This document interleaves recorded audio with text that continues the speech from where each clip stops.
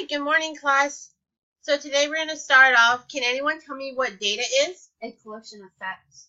Good. Where can we get facts from? We can get facts from numbers, words, or observation. Very good. That is correct. Can you give me an example on how we can gather data from? Our birthday. Yes, but how can we arrange it? Arrange?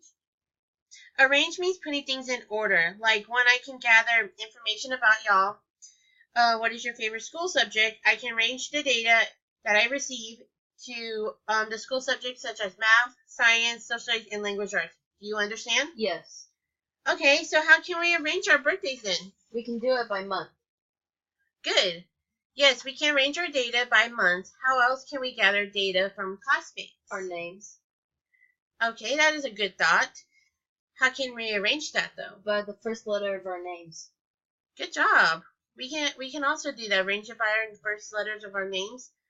Okay, so today our topic is going to be about the bars graph. And we're going to learn how to gather from data and transfer it onto a graph.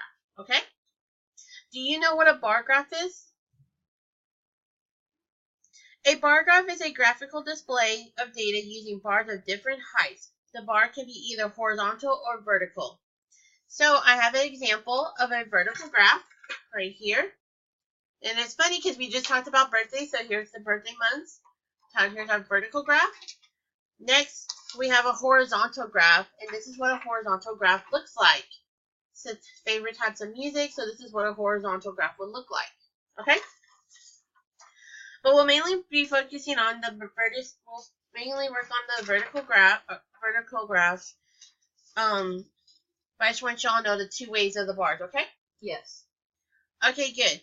When we create a bar graph, especially columns, which are these parts, these are the columns right here, you need different colors. What do you mean different colors? What I mean is, for example, when we finally gather our data, now we need to create our birthday graph. We need enough room for 12 columns because there's total 12 months, right? Yes. Good. Let's say that there's 3 students who have birthdays in January and in February. How can we distinguish the columns differently so we don't get them confused?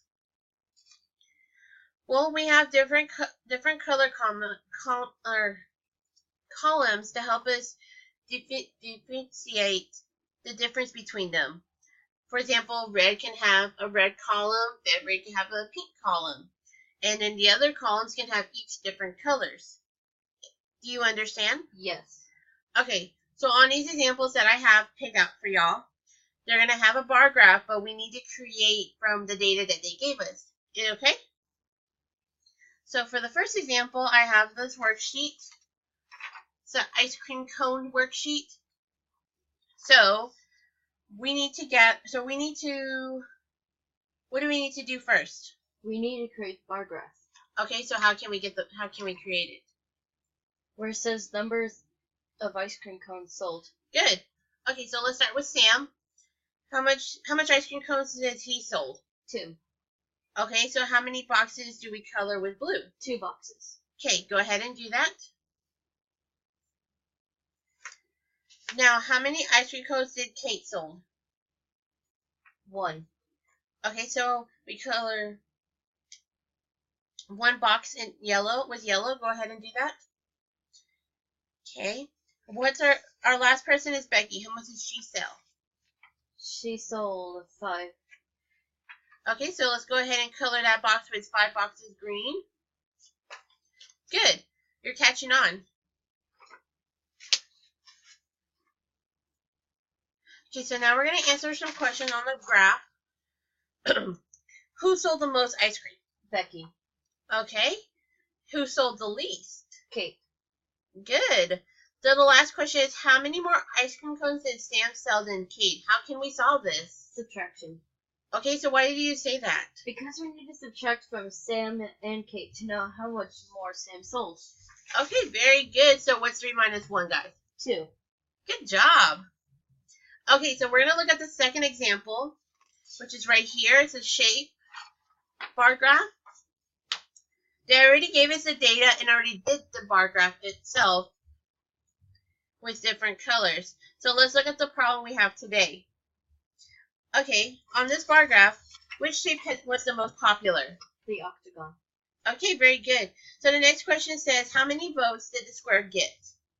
You need to look at the number line on the left-hand side of the graph to see where the line stops. Who can answer that question?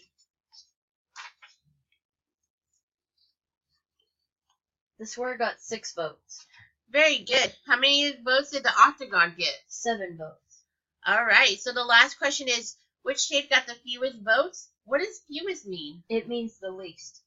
Good. Can you tell me the answer? The rectangle. Very good. Good job, class. Okay, so looking at the non-example we have today, we have a chart, the favorite cake graph. So let's look at the marble cake, which is the brown column, right? No, that's chocolate. Are you sure? How do you see that? See, this is the brown column, and under it says chocolate. Then how did I get that wrong? It was because you didn't pay attention to the graph and look at the wrong color. Good job on paying attention. You're really focusing. Now you're able to tell me, able to know which graph is different on the color-wise. Okay. So let's look at our last example. We're going to go to the ice cream cone problem again, but in a different number. Okay, so let's look at our last example. So what is missing on this example? What are we missing? We need to fill in the data in the graph. Okay, so where can I get the data from again? From the number of ice cream cones sold. Yeah, okay, so let's go back to Sam. How many boxes do we need to fill for Sam? 4, because he sold 4 ice cream cones. Okay, good. Go ahead and do that. So how many boxes do we need to fill in for Kate? 2. Okay, go ahead and fill that one in. Okay, so now our last person is Becky. How much do we fill in for her? 5. Okay, go ahead and fill in the 5 boxes. Okay, good job. So we use the same colors again. We use blue for Sam, yellow for Kate, and green for Becky as we did in the first example. So let's go ahead and do the questions. Who sold the most ice cream? Becky, because she sold 5. Okay, good. So then who sold the least? Kate, because she sold 2. Okay. So the last question is, how many ice cream cones were sold in all? Do you know what that means? We need to add up the ice cream cones. Okay, so what is 4 plus 2? 6. Okay, so we got the first part. The second part, what is 6 plus 5? 11. Very good. So what is the total of our cones today? They sold a total of 11 ice cream cones. Very good. Doing a good job today. All right. So we are going to do an activity today. I have some M&Ms for you. And we are going to organize them. And you're going to color in how many of the blue we have. So go ahead and fill it out really quick. Count your items.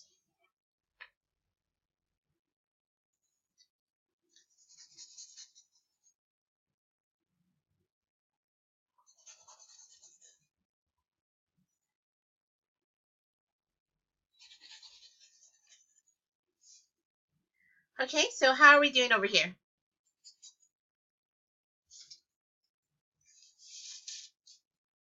I'm doing good. Okay, where are you at? I'm coloring in my data on the bar graph. Okay, can I look at it?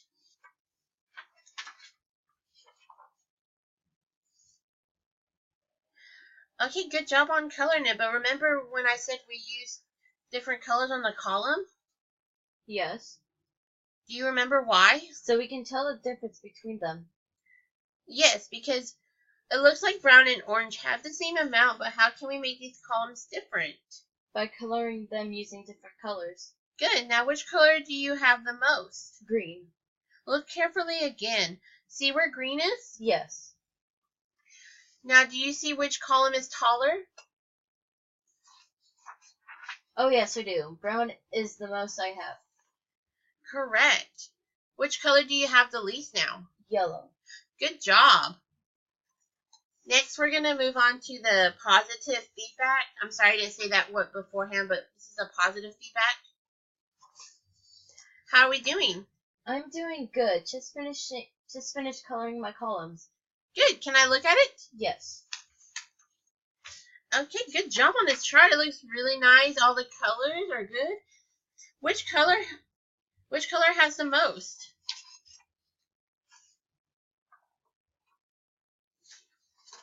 Red. Good. Now, which color has the least? Green. Good job. I think you're really understanding how to gather data and then placing it on the graph. You're doing a very good job. Okay, so now we got to learn about data and bar graphs. What did you really learn about this lesson? We learned how to transfer the data together into a bar graph. Good. And what else? We learned how to gather data and how to separate them when placing them on the graph. Good. So let's look at this toy graph right here. So there's a total of 6 drums on the graph. But there are 9 drums. Are you sure? How can you be sure about that? See here is the drums column, and there is a total of 9 drums. How can you be sure there is 9? Looking at the number line on the left side of the graph. So where can I see that? Can you show me that?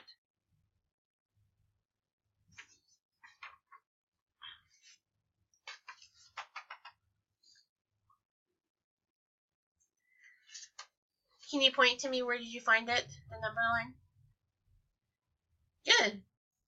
So,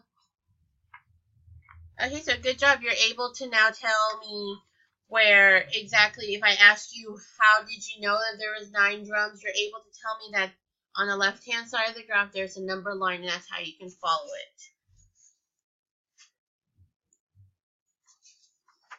it. Okay, so now we're going to look at a bar graph based on favorite music, okay? So I have pop, country, hip-hop, and jazz. So, okay, so I have a bar graph based on favorite music. What music genre has the most? Country. Good. So I have a total of 8 people who chose country as their favorite music. Now, who has the least kind? Jazz. Good. 3 people chose jazz as their favorite music. Did everyone understand how to gather data and create a bar graph with the data? Yes. Good.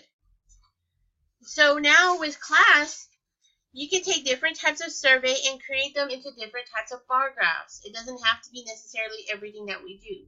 You can do your favorite food, pizza toppings, all of that type of stuff. There are so many things you can create with a bar graph. So the next class, we're going to learn the same way of bar graph, but this time, draw pictures instead of the bar itself, okay? Okay.